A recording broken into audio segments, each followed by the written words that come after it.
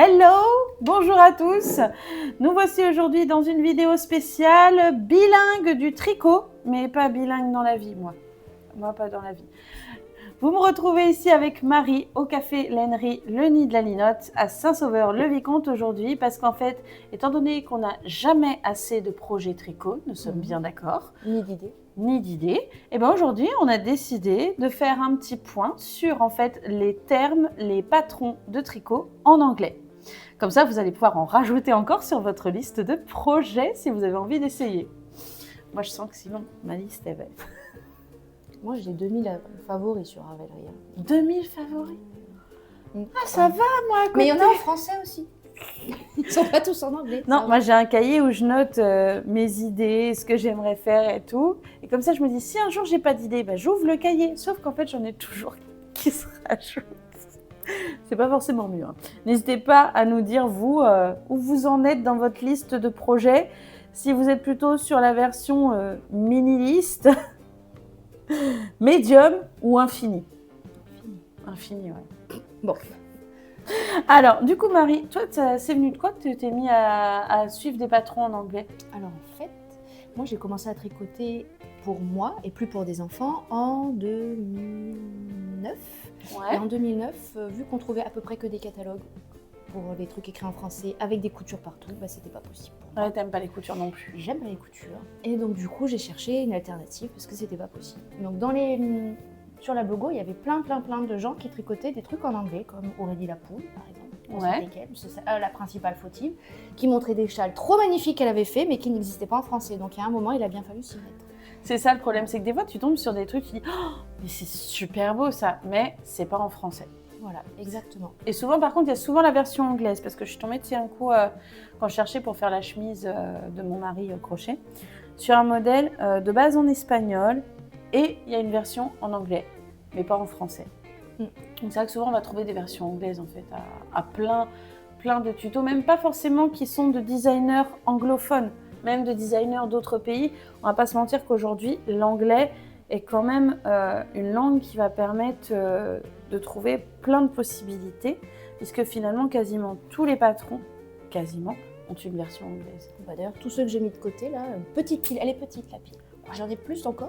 La petite pile, là, j'ai aucun designer anglais. C'est uniquement. Français, tu veux dire? Non, enfin oui, ben, le but c'était du tricot en anglais. Pardon. Donc j'ai aucun designer anglais, mais qui écrivent en anglais. Il y a finnoise, il y a allemande, il y a japonaise, il y a une nana d'Argentine, à peu près. Voilà, puis il y en a plein d'autres. Donc en fait, c'est des gens qui sont mis à écrire en anglais parce que c'est comme ça qu'on peut toucher un plus large public.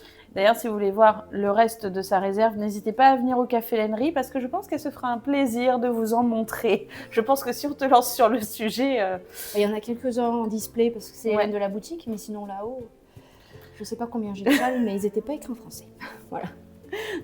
Du coup, tu suis encore des designers qui écrivent en français? Oui, et d'ailleurs, ça fait partie des petits conseils que je vais vous donner tout à l'heure. Maintenant, les designeuses françaises, elles font souvent des patrons en anglais. Oui. Et elles utilisent surtout des techniques qui sont plus des techniques d'un tricot anglo-saxonne.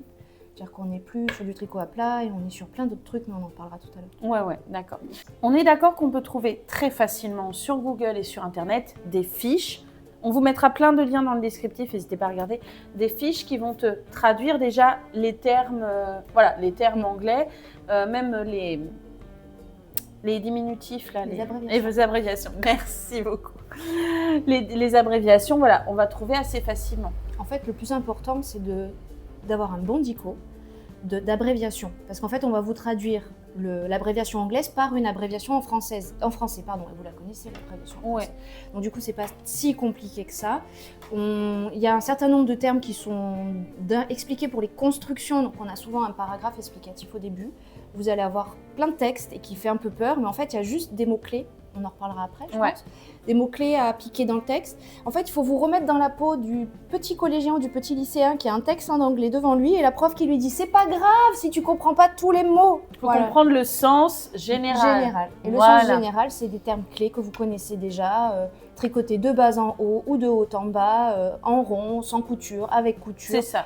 Et en fait, vous allez juste chercher les mots. Vous lisez, vous repérez les mots-clés. Et une fois que vous avez vos mots-clés, après... Donc ça veut dire qu'il y a des mots-clés à apprendre avant. C'est-à-dire vous apprenez vos mots d'abord, Et après, vous allez lire le passage de construction, sinon vous ne le repérerez pas dans le texte. Après, en plus, si on est une tricoteuse ou un tricoteur d'un niveau ne serait-ce déjà qu'intermédiaire à expérimenter, on a quand même une certaine connaissance des constructions. Par exemple, d'un pull, de haut en bas, on démarre par le col, on descend. Voilà, il y a quand même un minimum de choses où, sur un modèle que vous allez voir, vous allez pouvoir un petit peu déduire quand même des moments à peu près comment il se construit. Comment il se construit. Après, bien sûr, plus vous allez expérimenter et plus vous allez peut-être faire les fifous et partir dans des modèles originaux. Parce que, alors attention, je ne dis pas que les designers français n'ont pas des modèles originaux. C'est pas ce que je dis. Mais ce que je dis, c'est que vous prenez des designers anglophones à la Stephen West et tout ça, vous allez quand même avoir encore plus de folie tricoteuse, enfin tu vois ce que je veux dire, que vous allez pouvoir trouver encore plus d'originalité, c'est ça qui est enrichissant.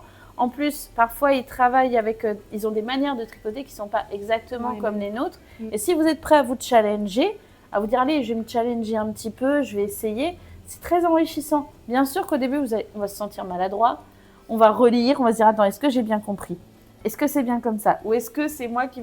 Mais essayez en fait. Essayer. Essayer, on peut commencer par des trucs simples. Ouais. Ça a été quoi? Est-ce que tu te souviens, ça a été quoi le premier? Le premier que tu as fait? Le premier, donc c'est Vera Valimaki. Elle n'est pas anglaise, cette dame, mais elle écrit ses patrons en anglais. Et en fait, c'est un châle en rang raccourci, qui est très grand. Voilà, là. Et ça, à l'époque où moi j'ai tricoté ce modèle qui venait de sortir, j'ai pas la date en tête, mais... se cache beaucoup. Voilà. Donc, j'ai pas la date en tête, mais à cette époque-là, les châles qu'on trouvait écrits en français, c'était des triangles. Alors, pour celles qui hantaient la blogo comme moi dans les années 2010, par exemple, vous avez le châle de Mademoiselle Sophie, qui était un triangle, bête et méchant. C'est la Sophie Scarf des années 2010, un peu avant même d'ailleurs. Et donc, tout le monde tricotait ça, c'est des triangles. Et quand j'ai vu passer ce genre de truc, je me suis dit, mais quelle est cette diablerie? Comment on fait pour avoir un châle qui a cette forme-là? Je sais pas si vous voyez les rangs raccourcis là-bas. Tac. On a en haut là qui a un châle en demi-lune classique, et puis après on va pas finir ces rangs, et c'est ça qui va nous faire cette partie là qui est hyper intéressante, parce que du coup on va avoir un châle qui est hyper long mais pas trop profond. On n'a pas de bavette. C'est génial. Voilà. Je trouve génial. Donc celui-là de châle en fait, il s'appelle le Color Affection.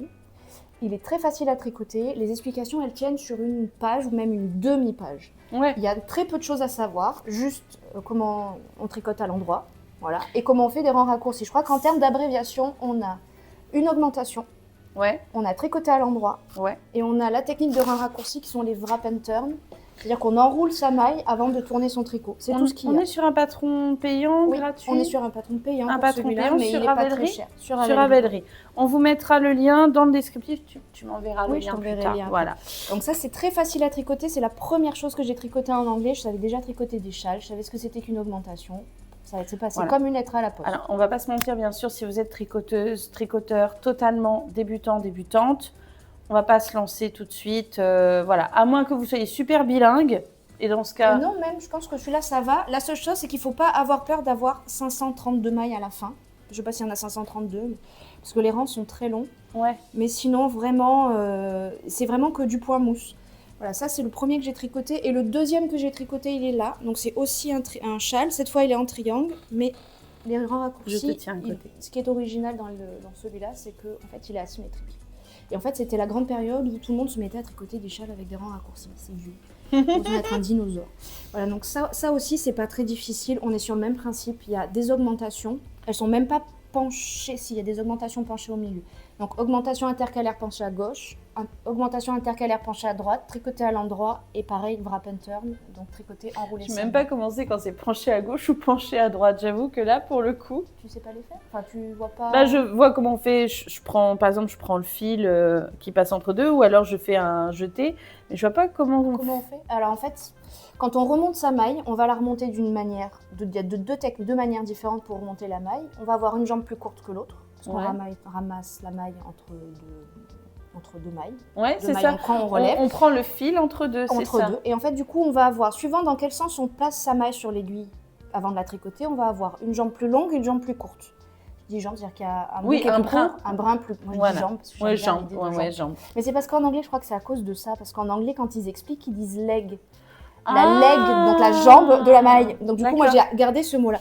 Donc en fait, quand on a le brin le plus court qui est devant, on tricote par le brin de devant et on va incliner à droite. Et quand on tricote avec le brin le plus court qui est derrière, donc on va prendre le brin par derrière. Du coup, on va voir son augmentation qui est inclinée à gauche. Un jour, je vais juste te demander de me montrer pour que je me représente. C'est tout simple. C'est tout simple. Et en fait, c'est ça qui fait que quand on a notre augmentation centrale, en fait, on a un côté, les mailles, elles sont penchées, un côté à gauche, un côté à droite. Je crois que je me suis pas trompée, pour vous, c'est gauche et ça, c'est droite. Bref. Oui, c'est ça. Voilà. Donc ça, c'était mon deuxième châle, c'est la même designeuse et celui-là, c'est le Stripe Studai, donc étude sur les rayures, si on traduit mot dans de la belle laine, je trouve. Oui, c'est de la laine estonienne, ça, avec un dégradé qui se fait tout seul. C'est superbe. C'est des trucs que j'ai à la boutique, mais on peut parler d'autres choses aussi, c'est pas la question. Oui, mais de toute façon, si vous voulez des belles laines, venez ici en tout cas. C'est une bonne adresse. C'est la laine qui pique pas. Et ça, c'est du coton. Moi, je trouve pas qu'elle pique, elle est un petit peu sèche, mais elle pique pas, je trouve. Moi, elle me dérange pas. La laine qui pique, mais qui pique pas. Voilà, donc ça, c'est assez simple. C'est assez simple parce que vraiment... c'est du point mousse. C'est du point mousse, donc il n'y a pas de difficulté technique. Donc ça, c'était mon premier vrai patron en anglais pour lequel j'avais pas de backup. C'est-à-dire qu'il n'y avait pas de version française. C'est de qui ce patron? C'est la même, c'est Vera Valimaki. Ok, et donc il n'y avait pas de version française? Non, il n'y avait pas de version française. Le premier, il y avait une version française? Non plus. Ok. Non plus. Le premier patron de vêtements que j'ai tricoté, je ne l'ai pas là, par contre. Tu m'enverras. Tu m'enverras. Alors c'est daté, hein. Franchement, je ne suis pas sûre qu'il y ait beaucoup de monde qui a envie de tricoter ce truc-là maintenant. C'est pas grave. Mais c'était un patron qui avait été traduit en français. Et donc la première fois, je l'avais tricoté en français. Et je l'ai refait après. Et quand je l'ai refait, je l'ai fait en tricotant en anglais. Et tu as préféré la version en anglais? Oui. À suivre parce que c'est ce que, du coup, là où on va en venir. L'avantage des patrons en anglais, c'est qu'en fait, ils écrivent d'une manière qui est plus synthétique. C'est ça? Ils vont plus à l'essentiel. C'est ce que tu m'expliquais. Ouais, ça va beaucoup plus vite. Alors déjà, parce que les abréviations sont plus courtes. Un exemple. Vous devez tricoter 15 mailles en droit. Vous allez avoir 15 END. D'accord? Ok. En anglais, donc à l'endroit, vous allez avoir 15 K. D'accord. C'est knit, ça veut dire on tricote à l'endroit. Ok. Donc en fait, quand on va vouloir écrire un rang où vous allez avoir une succession de plein de types de mailles différentes, vous allez avoir un chiffre, une lettre, un chiffre, une lettre, un chiffre, une lettre, et ces lettres, elles n'ont rien à voir les unes avec les autres. Endroit, envers, ça commence pareil. Quand on débute et qu'on ne sait pas faire la différence entre une maille endroit et une maille envers, bah finalement on peut se tromper. En anglais, c'est K ou P. D'accord, donc K c'est pour à l'endroit, P c'est à l'envers. P c'est à l'envers. Okay. Tricoter à l'endroit, knit. K-N-I-T. Okay. Tricoter à l'envers, purl, P-U-R-L. Donc un mot, là où nous on va avoir un verbe plus autre chose. Oui, c'est ça. Donc on va être sur quelque chose, pour ceux qui n'aiment pas quand il y en a des tonnes de textes, d'explications, on va être vraiment sur quelque chose qui va se suivre de manière plus synthétique et peut-être même plus facilement du coup, parce que je sais que moi personnellement, j'ai tendance, tu vois, dans les patrons en français que je suis, à surligner l'essentiel. Parce que j'aime pas me taper toute la lecture en fait. Pourtant moi quand je fais des patrons, j'avoue des fois j'en mets trop d'écriture, je suis la première à le faire. Je plaide coupable, mais je surligne vraiment pour mon esprit va mieux retenir. Je mets un code couleur pour le endroit, un code couleur pour le envers, un code couleur pour l'augmentation. Tu vois ce que je veux dire? Là les Anglais eux ils écrivent déjà plus court, donc voilà. Ça va plus vite. Après il n'y a pas de mystère, quand vous achetez un bouquin en français et un bouquin en anglais, si le bouquin est bien traduit, le bouquin en anglais est beaucoup plus court que le bouquin en français. En français, il faut plus de mots, il faut plus de signes, donc du coup, pour lire, c'est plus simple.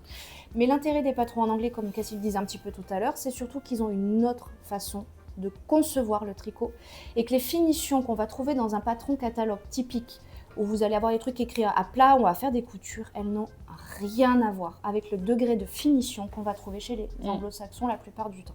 Alors les designeuses françaises qui écrivent en anglais et en français, elles sont nourries comme moi depuis des années de ces patrons en anglais, donc dans leurs patrons vous allez retrouver les mêmes techniques, mais on a vraiment plus d'innovation et plus de manières de faire quelque chose. En fait, quand vous avez le rendu fini, à la boutique, souvent, ce qui se passe, quand j'ai les gens qui tricotent sur catalogue, ils voient mes modèles, pas le modèle, ce que j'ai tricoté, et ils me disent oh, on dirait un truc du commerce, on dirait pas que ça a été tricoté à la main. Et ça vient de tout un tas de techniques que vous trouverez jamais dans les catalogues français, Katia Bergère de France et compagnie, ceux que je vends aussi. C'est pas voilà, parce que c'est pas comme ça qu'on voit les choses en France. On concevait, on va dire, les patrons différemment. Ils ont une autre manière d'assembler les pièces du coup quand il y a de la couture.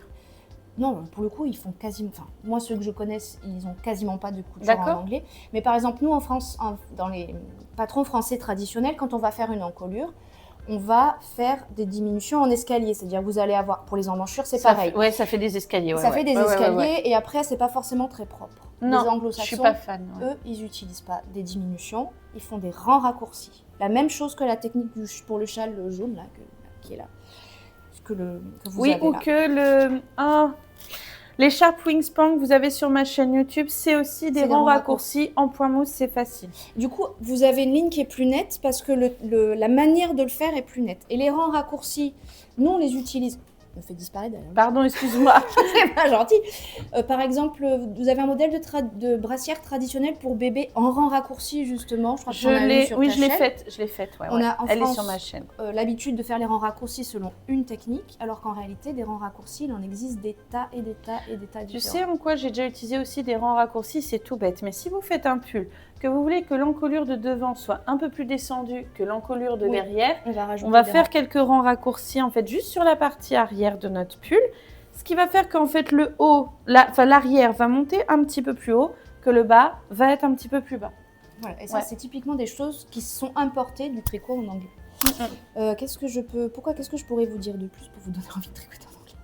Je sais pas. Il y a plein de patrons sur Ravelry ou même un peu. Même ailleurs, Pinterest, que vous pourrez trouver. Après, n'hésitez pas à viser des choses d'abord simples, même si ça peut être frustrant, nous sommes bien d'accord, mais essayez de viser des choses vraiment pour y aller progressivement. N'hésitez pas à vous munir.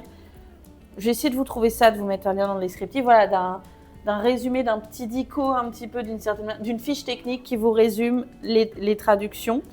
Mais au final, en fait, c'est comme pour les chaussettes, on en parlait tout à l'heure, on s'en fait tout un monde au départ, on se dit « Ah, mais ça va être compliqué, ça va être difficile, etc. » Mais en fait, une fois que vous arrivez à vous mettre en tête « Ok, ça veut dire ça, ça veut dire ça », surtout comme on dit, il n'y a qu'une lettre, ça se suit très bien. C'est pour ça qu'un patron de châle, pour commencer, c'est pas mal. Parce que là, vraiment, vous n'avez pas beaucoup de blabla, vous avez juste quelques lignes au début qui vous dit que c'est un châle, qui se tricote, avec des rangs raccourcis, qui a une forme demi-lune.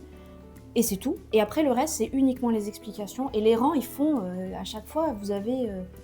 genre K15 WT, ça veut dire tricoter 15 mailles, enrouler la maille, retourner le tricot. Je ne sais pas si vous entendez la différence entre WT et enrouler la maille et retourner le tricot. Alors, WT, c'est wrap and turn. C'est wrap and turn. Oh, c'est bon, je parle anglais. Donc voilà, c'est vraiment très simple.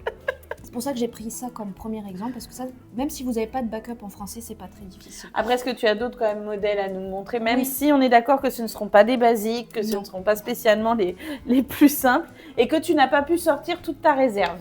Non, j'ai pas pu sortir toute ma réserve. Alors là, celui-là, par exemple, alors je connais le nom du modèle, mais j'ai oublié la créatrice. Ah, c'est Heidi Kirrmaier. Donc, Heidi Kirrmaier, comme son nom l'indique, elle est plutôt nordique, enfin nordique, germaine, allemande. Il y a des poches, il y a des poches. Alors ça je l'ai rajouté. Alors en fait, à la base, je ne vais pas trop vous montrer le pull en gilet en entier parce qu'il ne ressemble pas à ça. Là, je l'ai modifié. Je vais vous montrer le dos. Voilà. Donc celui-là, hop, ce qui est de très intéressant dans celui-là de tricot, c'est que vous avez un raglan, tricoté sans couture. On commence par en haut, donc top, down, haut, bas. Voilà, c'est pas très compliqué. Et en fait, vous avez un raglan et vous avez des augmentations qui sont faites aussi par un jeu de jeté, mais je ne sais pas si vous le voyez bien à la caméra. Voilà, là c'est mieux. Vous voyez là en rayon, et du coup c'est hyper joli. C'est magnifique. C'est pas très dur à tricoter. Là typiquement, par exemple, vous allez avoir les augmentations penchées à gauche ou à droite dont on parlait tout à l'heure pour le raglan, mais pour cette partie-là, vous allez avoir des jetés. Un certain nombre, donc on va dire n'importe quoi, K8, yo. Yo, ça veut dire faire un jeté. Yo, c'est rigolo en plus. Oui, c'est rigolo. Donc ça fait 15 yo, 15 yo, 15 yo. Eh bien, écoute, tu sais, moi, yo, comment je le visualise? Yo, un rond, ça fait un trou, donc c'est un jeté. Voilà, moi je visualise comme yo, ça. Yo, ça vient de eyelet en anglais, en fait. Eyelet, c'est le petit trou. Donc en fait, vous allez avoir K15 yo, entre parenthèses, je sais plus combien il y en a, mais genre 10 times, 10 fois. Votre rang, là, il est fini, il est tout écrit. Toute cette partie-là, elle est écrite. Donc c'est vraiment hyper rapide. En plus, on est sur du jersey, donc on est vraiment sur quelque chose de relativement simple, on est d'accord. Voilà. Donc en fait, là, moi, je l'ai modifié parce que les pans de devant, ils étaient faits avec des rangs raccourcis, c'était un gilet court. et qui avait une forme de pan vraiment comme ça. Moi, je voulais quelque chose de plus long. Ouais. En fait, c'est pas très compliqué. Juste quand je suis arrivée aux emmanchures, c'est là qu'on commence les rangs raccourcis. J'ai laissé tomber les rangs raccourcis, j'ai tricoté. T'as continué tout droit. Ok. Voilà. Mais celui-là, il est sympa, il tombe bien et il était hyper à la mode. Il taille bien. Il taille bien. Voilà. Et il était hyper à la mode quand je l'ai tricoté. Donc la première fois. Ça, c'est la troisième sur Ravelry aussi. Il est donc sur on Ravelry mettra des aussi. liens. Ouais. N'hésitez pas à vous mettre sur Ravelry. Je sais qu'il y a des gens qui ne sont pas dessus. Parce que c'est vrai que Ravelry a ce côté pas toujours très intuitif, c'est vrai. Alors, petit truc sur Ravelry, vous pouvez mettre les principales informations en français. Oui, sur la page voilà. d'accueil, vous descendez tout en bas. Donc, vous tapez Ravelry, vous créez votre compte, vous arrivez sur la page d'accueil. Vous avez plein de textes qui resteront toujours en anglais. Par contre, vous avez la barre en haut où vous allez avoir la barre de recherche modèle, laine, voilà, etc. Tout ça. Voilà. Ça, vous pouvez le faire passer en français. Donc, en fait, quand vous êtes sur la page d'accueil, vous filez tout en bas du site, vous scrollez. Moi, ça me met automatiquement tout en français. Ça dépend comment tu as créé ton compte la première fois. Mais même quand vous arrivez, vous mettez tout en bas, vous avez les langues, vous mettez en français. Et du coup, vous allez avoir les infos les plus importantes en français. La première page, elle reste en anglais, mais ça, c'est pas grave. D'accord.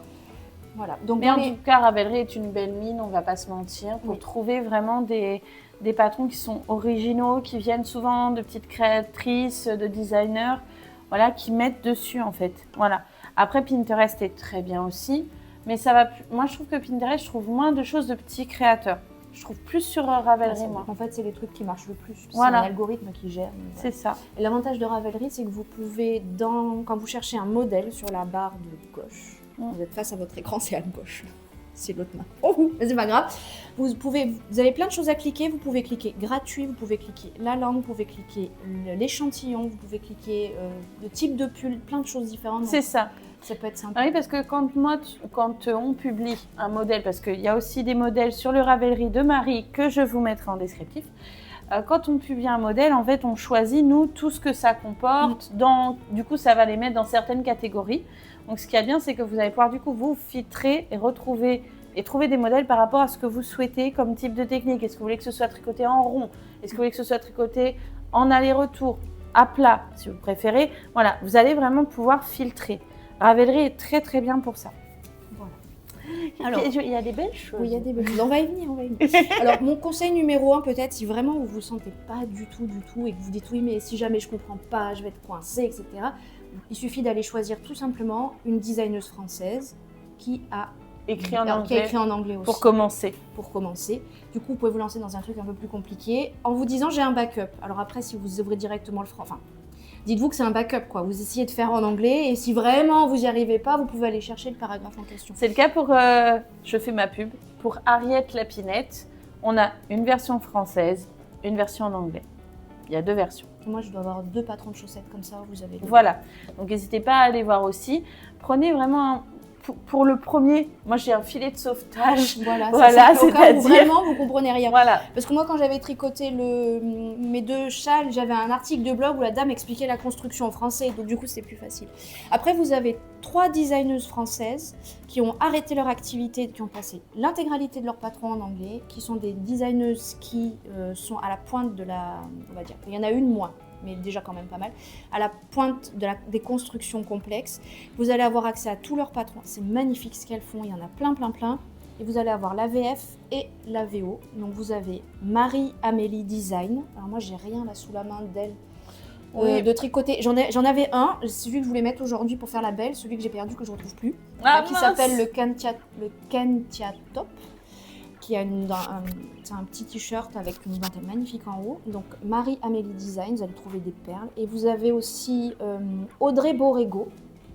Pareil, j'ai pas pensé à le descendre. Tiens, si on fait une pause parce qu'on n'interrompt plus, j'irai le chercher. Ouais. J'avais fait un test pour elle. Donc vous avez vraiment de très beaux patrons, très très bien expliqués, avec des techniques, des finitions de ouf, en français et en anglais. En français et en anglais. Donc on est d'accord, quand on achète sur Ravelry un patron, si le patron est disponible dans plusieurs langues, en fait, vous allez recevoir du coup plusieurs PDF. Oui, voilà. Vous pouvez choisir la langue que vous voulez. Vous choisissez et au moins vous vous dites, je vais essayer de suivre celui en anglais, mais si je me sens perdue, je vais comparer avec celui en français pour essayer de m'y retrouver. Ça va vous permettre de mettre un premier pied dans cet univers. Voilà. Mais par contre, le piège après, le risque plutôt, c'est qu'une fois dans cet univers, vous risquez d'avoir envie de l'explorer encore plus et de vous y perdre. Alors, on vous prévient, On n'est pas responsable de ça. Et puis surtout, accessoirement, alors oui, j'ai appris à tricoter en anglais principalement, mais si je peux télécharger en anglais, je n'ouvre même pas le français. Maintenant, mais peut-être que certains au début, Oui, moi tu prends faudra moi. du temps. Moi, tu prends moi, je sais que j'ai très envie aussi de m'y mettre quand même, mais après moi je suis beaucoup à créer j'aime bien créer mes tricots, j'aime bien partir créer mon truc, mais je sais que tu vois des choses chez les anglophones, mais pas que bien sûr, hein, je précise. Tu vois par exemple, moi j'aime beaucoup le designer Rastus, j'adore ce qu'il fait, c'est magnifique, c'est très géométrique, graphique, très simple, très épuré, il y a beaucoup de travail là-dessus. Et j'adore ce qu'il fait, par exemple. Mais voilà, je sais que si un jour je veux m'y mettre, par exemple, lui, c'est le genre de designer où j'aimerais comprendre ce qu'il fait. Vas-y, dis-moi. Alors celui-là, il est que en anglais, il n'est pas en français. C'est une de mes designeuses préférées aussi. Je l'adore celui-là. Elle s'appelle Rory Locatelli, donc elle est argentine à la base. Regardez-moi cette elle n'est pas du tout anglophone. Regardez-moi cette merveille. Et en fait, moi ce que j'aime chez Rory, c'est qu'elle a souvent des designs très originaux. Je ne sais pas si vous vous rappelez la vidéo sur les chaussettes, j'avais un pull avec une torsade gris. Je vous remettrai le lien si vous voulez. Voilà, c'est elle qui l'a designé ce truc. Donc là vous avez une étole. Alors ça ressemble à une écharpe, mais c'est beaucoup moins pénible à tricoter qu'une écharpe parce que déjà il y a des sections sur Ouais, il y a un côté en comme ça et un côté en flèche. Pointu. Et alors, un côté pointu et je vais montrer l'autre côté vite fait. Et vous avez l'autre côté, vous voyez, qui est comme alors, ça. Il se commence par là et en fait là où ça a l'air, on se dit mais comment elle a fait? Elle a fait des augmentations, des diminutions, elle a fait tricoter en pointe. Alors en fait, simplement, là, vous avez une épine centrale où vous avez une diminution de chaque côté et vous avez une augmentation au début de chaque rang et c'est ça qui va former ça à la crée fin un équilibre. C'est même pas qu'une question d'équilibre, c'est ça qui fait la forme. En fait, comme c'est long et que vous enlevez au milieu et vous rajoutez sur les côtés, ça fait ça tout seul. Ça vous fait la pointe tout seul. Donc après, elle a calé les motifs qu'elle voulait au milieu, mais la forme de cette écharpe-là, en fait, c'est, comme je vous ai dit, double diminution et double augmentation. Donc, c'est typiquement le genre de truc qu'on se dit waouh, mais il est waouh, on va pas se mentir. Voilà, après il est un peu pénible à tricoter dans les dentelles, il faut mettre des marqueurs. Oui. Mais bon. Mais ça aussi c'est pareil, les sections sont super simples, c'est pas très compliqué à tricoter. Après, moi comme je dis toujours, voilà, si sur les sections pénibles de dentelle, vous n'y arrivez pas, ne le dites pas au designer, mais remplacez par un autre point qui est peut-être un peu plus simple pour vous. N'oubliez pas que vous avez une diminution centrale aussi. Oui, par contre, il faut garder tout en gardant. Voilà, c'est-à-dire que par exemple, là, imaginons, vous voulez remplacer par un petit point de blé ou de sable ou quoi, mais conservez bien les mêmes augmentations et diminutions. Hein, sinon, on met des marqueurs partout, comme oui, ça on s'embête pas. Donc vous allez avoir accès à des gens, mais je pense que je vais me lever un moment, je vais aller chercher ma robe, qui différemment. Non, mais après tu la tournes. Attends, vas-y, je vais me la péter un petit peu là. Bref, voilà. Donc Rory, il y a des super modèles, pas en français, mais... Et après, vous allez trouver des choses très simples, vous allez trouver des choses hyper compliquées, genre un gilet tout en torsade, des trucs de fou. Tu l'as fait avec quoi, celui-ci? Ça, c'est de la cosse et de la Titicaca. Il y en a à la boutique, la Titicaca. Voilà, c'est d'agneau et du coton mélangé à du bébé alpaga. Et en fait, pour la petite histoire, normalement, ça se tricote avec un autre échantillon. Et puis, j'avais pas l'échantillon, mais je le savais. Parce que je fais toujours mes échantillons religieusement. Et en fait, normalement, il est plus grand que ça parce qu'il se tricote avec une laine plus épaisse. En tout cas, en tricotant plus large. Donc, Rory Locatelli, ce qu'elle fait, c'est fabuleux. Et après, comme je vous disais, il y a plein de patrons que vous allez trouver. C'est à moi. Il y a plein de patrons que vous allez trouver en français et en anglais. Alors, par exemple, ça, c'est ma première vraie pièce hyper technique. C'est une designeuse japonaise. Le patron, il est genre à 2,50 € sur Ravelry. Wow, il est en japonais, il est en anglais, il est en français. En fait, elle a précisé que le patron n'était pas cher parce qu'elle ne pouvait pas répondre aux questions du tout dans une autre langue que le japonais. Donc, en fait, en gros, on prend les explications, elle ne peut pas nous aider si on a un problème. Donc c'est pour ça qu'elle ne l'a pas mis cher, mais il est très bien expliqué. Moi, je l'ai tricoté en anglais parce qu'à l'époque, il n'y avait pas la VF. Il venait de sortir quand je l'ai tricoté. Voilà, et maintenant, il y a la VF. Ouais, il y avait le japonais et l'anglais, et maintenant, vous avez la VF. Et donc, quand on parle de gilets qui ont des constructions particulières, donc là, c'est une japonaise. Hop. Donc, vous avez ici un gilet qui se tricote avec... On commence par en haut. On va tricoter un rectangle. Je vais me mettre là, comme ça, on voit. Parce que sinon, on ne voit pas. Pardon. Vous allez tricoter un rectangle, en fait, qui va faire... Vous voyez ma main? Non, vous la voyez pas. Pardon. Laisse-moi de la place. Excuse-moi, vas-y, tiens. Votre vous tricotez de là à là, en fait. Donc c'est vraiment cette ligne-là, c'est vos bras que vous tricotez. Et en fait, vous tricotez un rectangle, vous allez replier en deux, et après ce rectangle, il va vous faire vos manches. Je peux peut-être vous le mettre pour que vous voyez comment il est construit, ça marchera mieux quand vous portez. Hop. Donc on commence par créer le haut. Donc en fait, c'est un rectangle, c'est tricoté en aller-retour. C'est juste un rectangle. Hop là. Alors, avec le gilet, le t-shirt dessous, c'est pas top, mais c'est pas grave. Donc vous allez commencer par créer les manches. Ça fait ça. Juste cette partie-là. Et après, vous allez descendre, je vais le renlever dans 2 minutes. Là, je vais me lever un peu pour que vous voyez comment ça fait. Hop. Vous avez les pans comme ça. Alors je vais tourner. Attention. Sans me casser la figure, sans tout renverser. Je sais même pas si je suis toujours dans le cadre, c'est bon. C'est toujours, t'es Et toujours. vous avez le dos qui est plus long que le devant. Et en fait, le dos est plus long que le devant. Là. À cause, non pas de rang raccourci cette fois, mais du système d'augmentation et de diminution et surtout de la manière dont le gilet il est construit. Donc une fois que vous avez tricoté votre bande, là, votre carré, là, vous le repliez en deux, ça vous donne cette partie-là. Là. Après, on va relever des mailles. On va rabattre à 3 aiguilles, pardon, pour fermer ici. Et après, on va venir tricoter, relever des mailles et tricoter la bande de côte et le bas qui est là. En fait, c'est simplement que vu que c'est un rectangle et que l'épaule fait remonter, elle fait remonter ici. Oh, je vois que je t'intéresse. Non, je suis fatiguée. J'étais en Sologne hier soir. Oui, je sais bien. Je t'embête. Donc en fait, vous allez la forme du tricot fait que vous allez avoir, ça va remonter ici le long et c'est pour ça que les pans sont plus longs devant que dans le dos. Et vous allez avoir juste une histoire d'augmentation dans le motif. Alors, il est beau le motif. Là, je ne sais pas si vous voyez.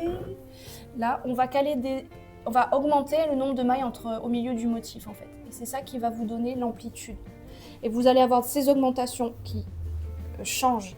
Enfin, pas des augmentations, mais le nombre de mailles qui change ici. Mais par contre, dans le dos, ça ne change pas. C'est-à-dire que vous avez toujours le même motif. C'est le motif qu'on a fait en haut. D'accord. Et c'est ça qui va donner la forme.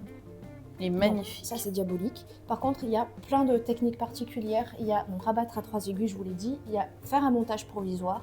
Il faut savoir relever des mailles, tricoter des mailles torse.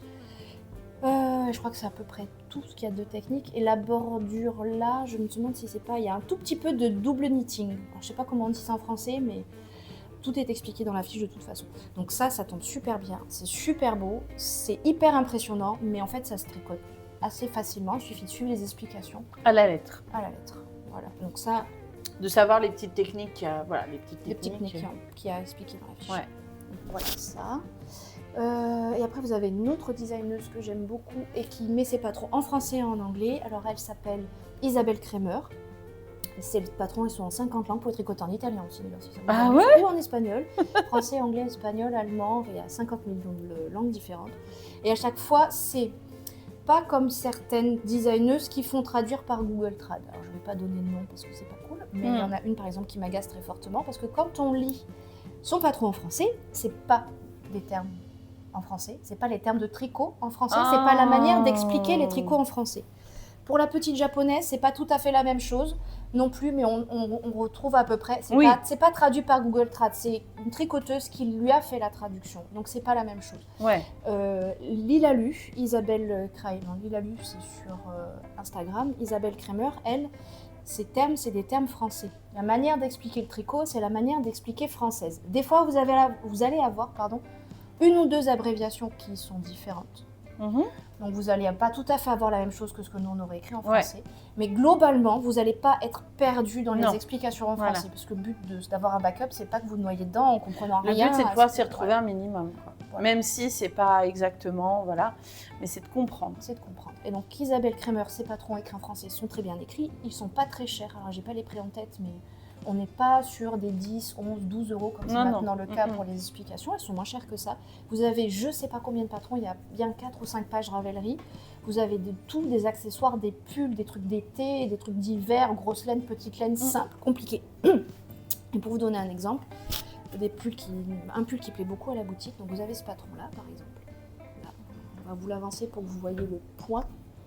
Ici, c'est un système de torsade. On est sur une construction assez simple, c'est-à-dire que c'est un drop shoulder, mais vous voyez la pente que vous avez là, elle est créée par des rangs raccourcis qu'on va faire juste par ici. Donc c'est les rangs raccourcis qui créent la pente, ce qui fait que ça tient bien sur les épaules, mais vous n'avez pas votre pull qui vous arrive là, vous avez l'impression que vous allez kiffer. Ça va vous relever le dos, parce que vous avez le devant qui est plus creusé que le dos. Et vous avez un point, en fait, c'est un peu un système de torsade. Pour faire simple, on va enrouler, son fil autour de son aiguille pour avoir une maille plus longue. Ouais. Et un ou deux rangs après, on va la faire tomber et on utilise son aiguille à torsade pour les croiser. Mais c'est vraiment pas difficile. Vous avez des vidéos en plus sur internet pour vous expliquer comment on fait. Voilà, donc celui-là, il se commence par en haut. Voilà, et il est très bien expliqué en français. Il n'est pas très compliqué. Il y a juste le point là qui est un peu difficile. Une mini dans le dos Dans aussi, le dos, voilà. Comme ça. Et vous pouvez porter dans un sens ou dans l'autre. Voilà, et alors on reste dans les marrons, j'ai pas fait exprès, mais ça aussi c'est de cette dame. C'est le Malibu Shawl, celui-là. Le pull c'est le Save Sweater. Voilà. Et ça c'est le Malibu Shawl. C'est de la mosaïque texturée.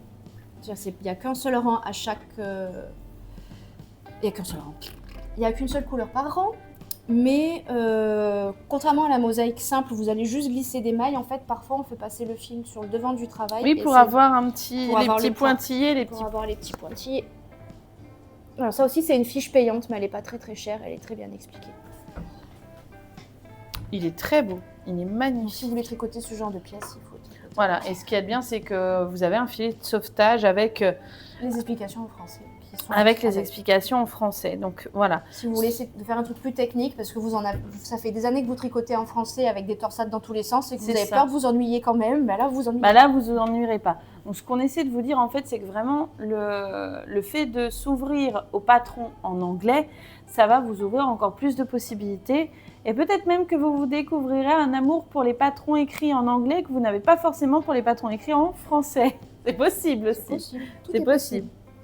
Voilà, c'est tout ce que j'avais à vous montrer pour essayer de vous motiver à tricoter en anglais. Bon, après, je vous dis tricoter en anglais avec un truc qui existe en français. Donc c'est ça. Bon, c'est un peu contre-productif. Après, pour les personnes qui sont déjà adeptes des patrons en anglais, n'hésitez pas à venir à la boutique voir les livres que tu as aussi. Oui, pour les personnes qui sont déjà plutôt adeptes, par contre. Là, on est d'accord que c'est des personnes qui...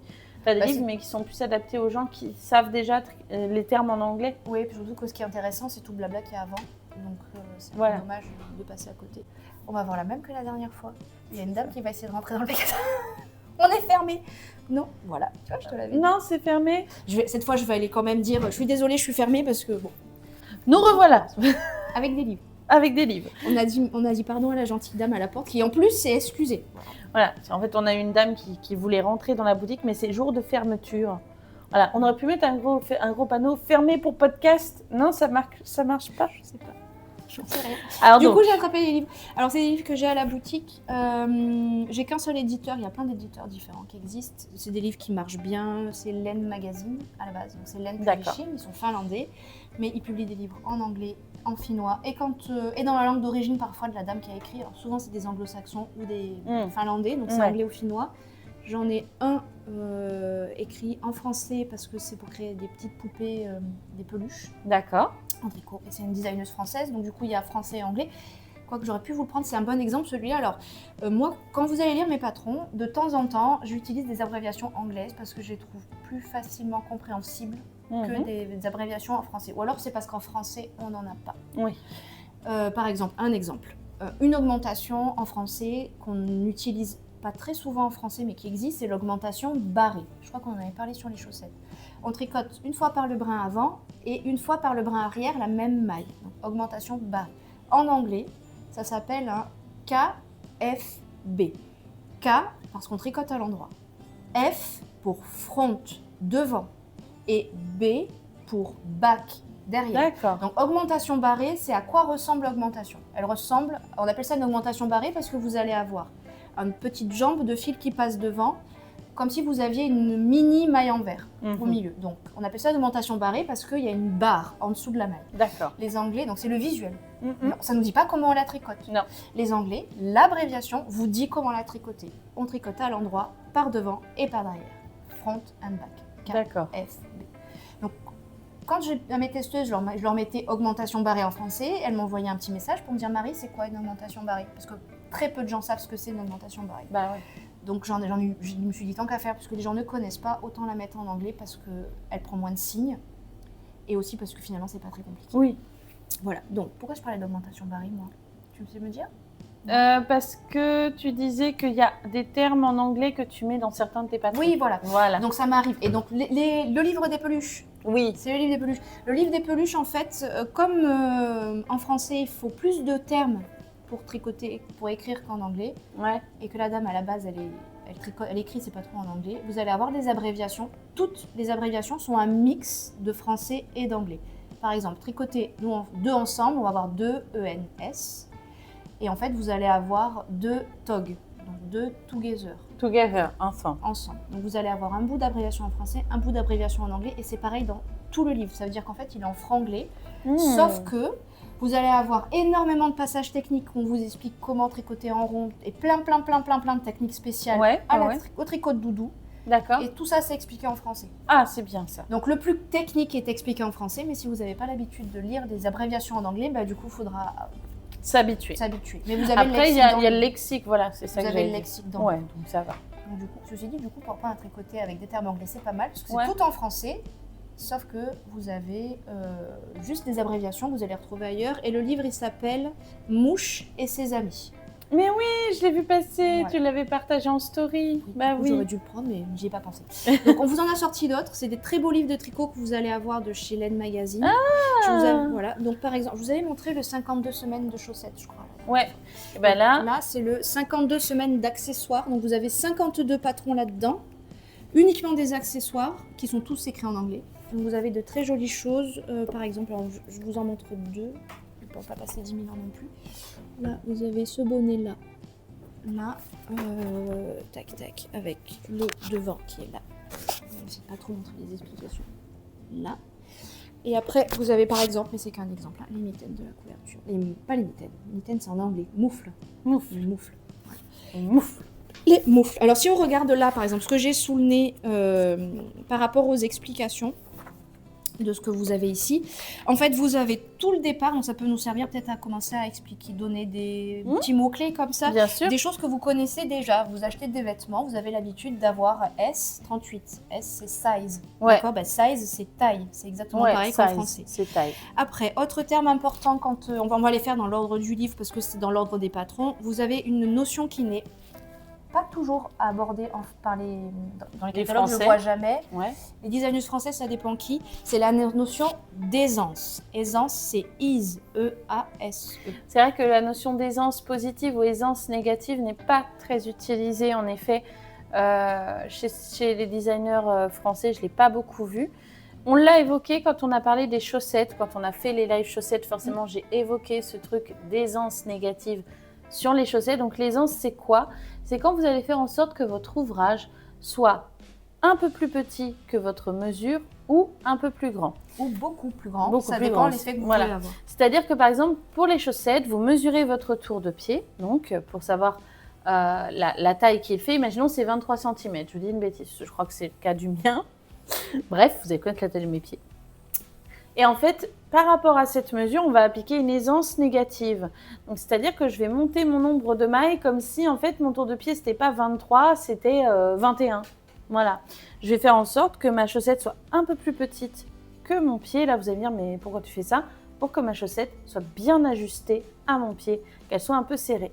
Et si, au contraire, vous voulez un effet un peu oversize, par exemple, juste sur un pull, sur une grande pièce, vous allez appliquer une aisance positive, c'est-à-dire que vous allez monter plus de mailles que par exemple votre tour de poitrine. Voilà, vous avez mesuré votre tour de poitrine, il fait 100 cm, voilà.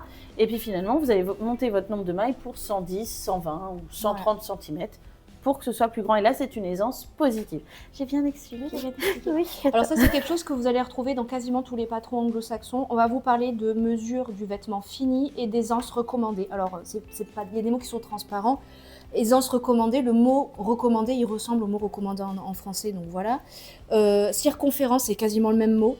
En fait, c'est le même mot. Circonférence, je vous l'écris. Je vous le lis comme il est écrit. Circonférence.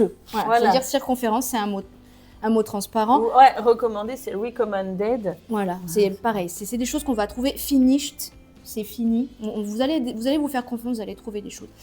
Matériel, c'est pareil. Alors la laine, ça se dit yarn. Une petite chose par rapport à la manière dont les anglo-saxons vont considérer on va dire, les types de laine, les catégories de laine. Ils vont comptabiliser le nombre de brins qu'il y a à l'intérieur. Et ils ne vont pas compter en taille d'aiguille. Ils vont réfléchir par rapport à cette épaisseur de laine. Donc, ils ne vont pas dire que ça se tricote en 4. Prenez une laine qui se tricote en 4. Ils vont vous parler de lace. Ça veut dire fil dentelle. Donc, on est sur 600-800 mètres pour 100 grammes. Fingering, on est sur 400 mètres pour 100 grammes. Sport, etc. C'est-à-dire que c'est une autre manière de catégoriser les laines. Donc, ça, c'est yarn. Après, skein, S-K-E-I-N, c'est pelote. Vous allez avoir needle. Magnifique accent. Chat ou homme? Là, je pense que c'est un chat. On va pas tarder à le voir passer. Needle, N-E-E... Ah non, c'est un homme. N-E-D-D-L-E-S pour aiguille. Et attention, quand vous avez des patrons en anglais, parfois, vous allez avoir US avec un numéro et parenthèse, un autre numéro. Alors, nous, c'est ce qu'il y a dans la parenthèse qui nous intéresse. US, les Anglais, les Américains, ils ne comptabilisent pas les aiguilles comme nous. Par exemple, ici, on va avoir US 2,5, parenthèse 3,5 mm. Donc, c'est pas une aiguille 2,5 mm, c'est une aiguille, c'est ce qu'il y a dans la parenthèse, c'est 3,5 mm. Et vous avez, qui existe, si jamais, imaginons, tu tombes sur un patron où les millimètres, la conversion en millimètres n'est pas indiquée, tu sais, tu as des petits, moi j'en ai un, j'ai un petit outil, c'est un petit rond, d'un côté, vous avez les numéros de il y a des petits trous, et en fait, d'un côté, il y a les numéros version anglais, et de l'autre côté, il y a les numéros version millimètres, comme nous on dit. Voilà. Après, ça dépend si le designer il est américain ou pas. Parce que les Anglais, ils disent millimètres. Ils ne parlent pas de US 1, 2, 3. En fait, il n'y a pas de 2. Ils ont un demi, à peu près un demi à un de moins. Mais bon, on s'en fiche. Normalement, vous allez avoir les deux. Mais prenez bien là où il y a écrit millimètres, sinon ça ira pas. Après, notions, c'est les petits trucs que vous allez utiliser en plus. Donc, par exemple... 3 stitch markers, laisse-moi deviner, 3 petits marqueurs. Voilà, il y a marqueur dedans, ça ressemble. Vous allez souvent avoir waste yarn. Je le dis à la française, exprès. W-A-S-T-E yarn. Alors en français, je ne suis pas sûre qu'on ait un mot pour dire ça. Si on traduit, ça fait laine gaspillée ou laine à jeter. C'est-à-dire en gros un bout de fil, ça va être pour mettre des mailles en attente. Après, autre mot que vous allez trouver toujours, c'est gauge, G-A-U-G-E. Alors en fait, c'est gauge, pas gauge, mais G-A-U-G-E. Et ça, c'est échantillon. Ah, c'est l'échantillon, d'accord. Voilà. Et après, vous allez avoir stitch. Tu le savais, toi? Oui, il sait, lui, c'est tout. Même pas, je parle la moitié en anglais quand je tricote. Alors, il sait. Vous allez avoir stitch. Souvent écrit S-T-S ou S-T-I-C-H. Stitch, c'est comme dans Lilo et Stitch. Voilà. C'est la maille. C'est les mailles. C'est la maille. Je sais. Et runs, round, c'est rond. Les rangs. Voilà. Attention, c'est pas rang, c'est round. C'est les en rond. Alors que tu as RAW, R-A-W, c'est rang. C'est rang. Donc en fait, c'est rang et tour. Round, c'est tour, et RAW, c'est rang. Là, c'est round parce que le modèle est tricoté en tour. Voilà. Donc on reprend. Si c'est tricoté, si c'est un rang, donc si c'est tricoté en aller-retour, ils font la différence. Ça va être R-A-W. Si jamais c'est un tour, ça va être R-N-D. L'abréviation. Après, vous allez avoir des lexiques. De toute façon, à la fin des patrons, normalement, vous avez les abréviations utilisées qui sont résumées. Note, construction, les mots, après, ils sont communs. Après, vous allez avoir direction, c'est les explications. Direction, c'est les explications. Puis après, ça va dépendre des patrons. C'est pas R-A-W, R-A-W. Pardon, c'est mon Monday Night Raw. D'accord. Ça n'a rien à voir. C'est à cause du Marie qui est passé. Et du coup, Marie catch Raw. Non, c'est R-O-W. C'est pas avec un A, c'est n'importe quoi. Voilà. Après, vous allez avoir un autre truc qui est important, c'est l'endroit du travail, l'envers du travail. Et en fait, vous allez avoir, en français, on dit endroit, envers.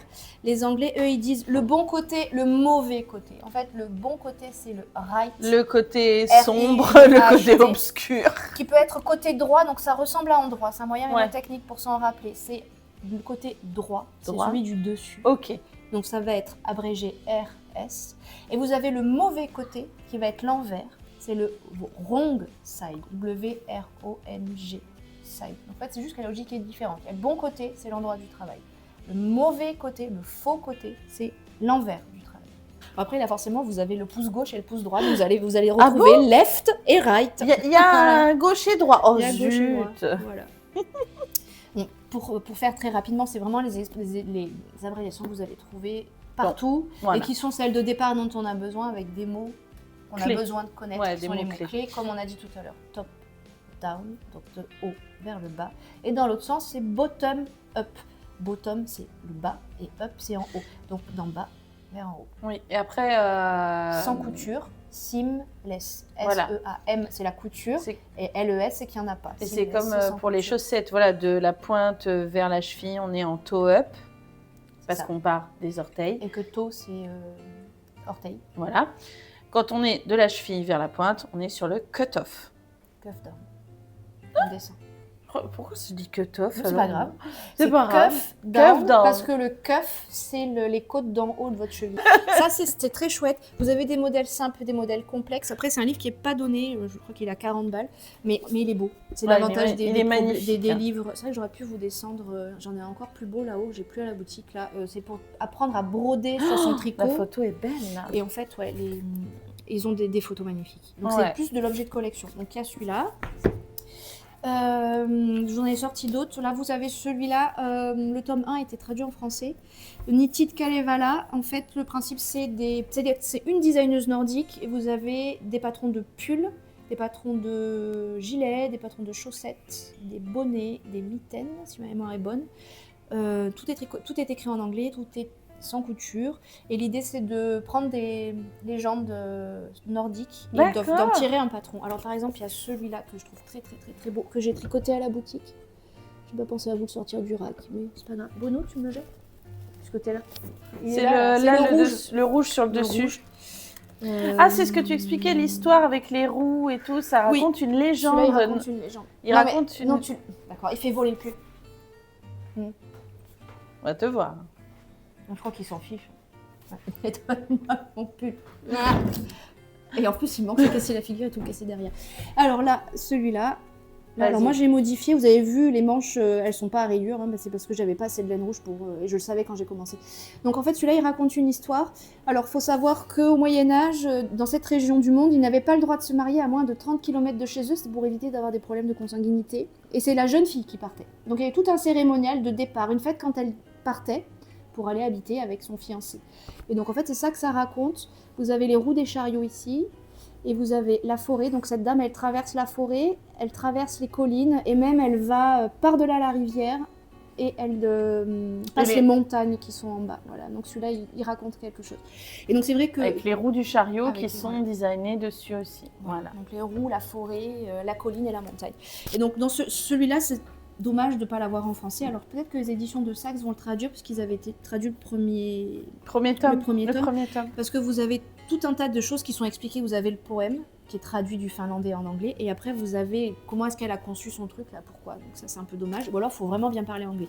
Mais par contre après, ce pull là, les explications sont données pour toutes les tailles et ça tient sur une page et demie seulement. Ça va jusqu'au 5XL. Oui, du XS au 5XL. Donc en fait, en mesure finie de 83 cm de tour de buste à 152,5 en comptant l'aisance. Il y a de l'aisance, hein. Il vous faut un peu d'aisance, sinon il sera trop petit, il vous ira pas. Oui, il faut rajouter. Donc ce qu'on expliquait entre aisance positive et négative. Là, on est sur un modèle où il faut de l'aisance positive. Donc là, je vais pas vous montrer la grille parce que ça serait pas cool. Le patron, dans toutes les tailles, vous avez tous les rangs qui sont expliqués, toutes les augmentations, vous dit pas de vous démerder tout seul ou je sais pas quoi. Ça tient sur une page, les explications écrites, et après vous avez juste la grille qui est affichée en grand. Voilà. D'accord. Vous avez celui-là qui est pas mal, et par exemple, il est magnifique. Celui-là. Alors qu'on monte la couverture d'abord peut-être. De Finish Knit. Là. Voilà. Donc c'est des designers finlandaises. Vous avez celui-là qui est très très beau et qui se tricote sans couture du tout.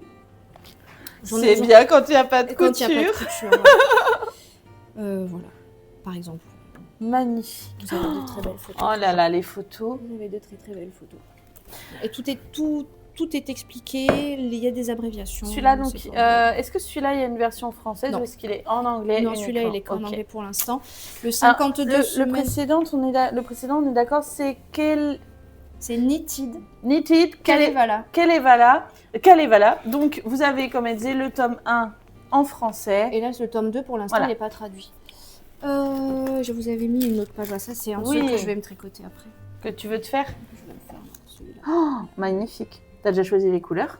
Mais allez, je sais pas, je verrai. Pas maintenant, déjà j'ai des trucs à tricoter pour la Oui. boutique avec... Pourquoi je mets ça là? N'oubliez pas de ne pas hésiter à nous dire en commentaire fils au d'été. niveau de votre liste de projets si vous êtes de genre petite liste, moyenne ou infinie. Je pense qu'il y aura la majorité qui sera en infini comme nous en fait, je pense. Je pense qu'on a fait un petit peu le tour. Après, je réfléchis aux termes qu'on pourrait vous donner, mais après, le problème, c'est que ça risque de virer au truc technique hyper long. Voilà. C'est pas forcément toujours. Donc, ce qu'on va plutôt, c'est résumer un petit peu ce qu'on vous recommande. N'hésitez pas à vous lancer en premier projet sur un modèle où vous savez qu'il y a une version française et une version anglaise afin d'avoir un filet de secours et de pouvoir un petit peu avoir un comparatif. Je vais essayer de vous trouver sur Google, on va essayer de vous trouver ça, un petit lexique, tu sais, Oui, il y en a vraiment plein. qui résume un petit peu les termes en français et les termes en anglais. Voilà, n'hésitez pas à vous mettre des repères avec du surlignage. Voilà, si par exemple pour K qui est maille endroit, vous pouvez faire tous les petits K en rose. Dans votre tête, vous savez que ça veut dire que c'est à l'endroit. Vous voyez ce que je veux dire? N'hésitez pas. Mais en fait, à un moment donné, il faut essayer de se lancer. Voilà, on ne peut pas vous donner beaucoup plus que ça, selon votre niveau aussi, hein, parce que forcément, je vais vous dire une bêtise, vous n'avez jamais fait de mosaïque. Bon, peut-être que celui-ci ne sera peut-être pas l'idéal comme premier patron en anglais. Non. On va pas se mentir. Par contre, si vous tricotez en anglais, moi, c'est ma première mosaïque. Hein, donc ça... Ah bah alors, j'ai rien dit. Ah non, mais moi, ça fait depuis... Ça fait plus de 15 ans que je tricote en anglais, donc... En fait, il faut que vous choisissiez quelque chose avec lequel vous êtes à l'aise. Peut-être une pièce pas trop longue, pour pas vous décourager, et quelque chose de pas trop technique, ou alors des techniques que vous maîtrisez déjà. Par exemple, le torsade, c'est câble. Par exemple, moi, Torsade, on dit câble. mon objectif de l'année, c'est d'apprendre la brioche. Donc quand je te demanderai conseil, ne me les donne pas en anglais.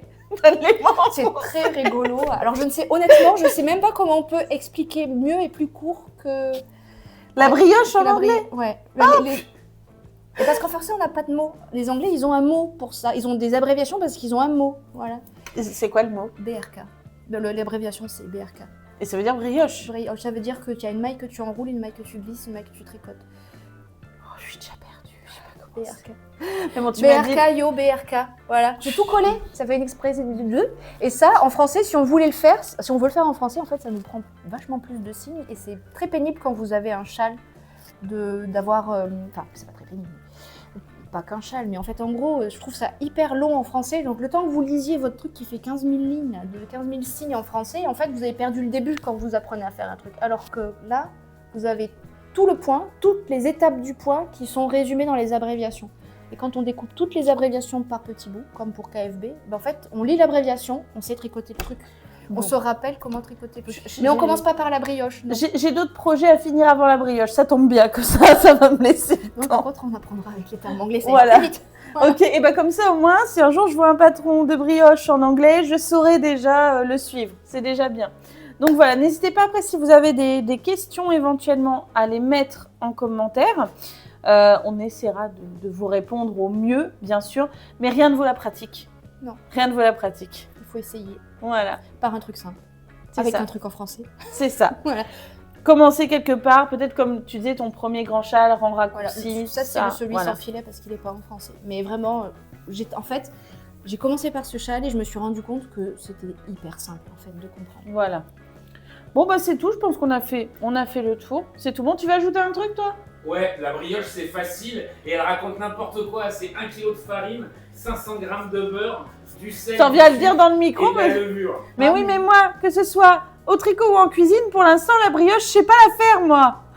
Donc en fait, je vais apprendre la brioche au tricot avec ta femme et la brioche en cuisine avec toi. Voilà. On ça pourrait être drôle. Oh, alors peut-être pas les deux en même temps. Non, pas les deux en même temps. Voilà. Et si vous voulez apprendre le tricot version Bruno, il faut venir au Café Lennerie et croyez-moi, ça vaut son pesant de c'est cacahuètes. quelque chose. Alors, tu m'as demandé si je voulais rajouter quelque chose. Ah. Le tricot, Attends, il y a 3 règles. Je rapproche le Tout droit. Vas-y. En taille 6 minimum Crie pas. et que pour des doudous. C'est ça les 3 règles. Voilà. Voilà, donc venez apprendre aussi. Finalement, en anglais. Fais une version anglaise du tricot à la Bruno, tiens, je pense que ça serait... Oh, on a oublié des mots vachement importants. Monter ses mailles. C'est comment monter C'est ses... cast on. C-A-S-T. Ah, loin ça va. on. Monter. Cast on. Et rabattre alors. C'est pour ça que je fais long tail cast on quand Voilà, je c'est monte. ça. Et rabattre. C'est cast off. On. Cast on. Off. Cast on. Monter les mailles. Cast off. Rabattre. Rabattre. Je fais ça. Allumer, éteindre. C'est comme bon côté, mauvais côté, c'est pareil. Hein? Bah, il y en a trop, c'est pas possible. En fait, il y a plein d'augmentations. On a expliqué qu'en fait, les anglophones ont des manières de faire des augmentations qui sont différentes en français qu'on n'a pas. Donc c'est vrai que il faut les intégrer après. Voilà. Mais bon, c'est ce que je me dis. Après, vous n'êtes pas à l'abri aussi de trouver peut-être une designeuse, un designer qui a fait à la fois le patron écrit et la version vidéo. Et qui vous permettent ainsi de suivre également. Celle dont j'ai parlé, c'est pas forcément le cas. Ah, Oui. peut-être des fois, elles ont des vidéos YouTube.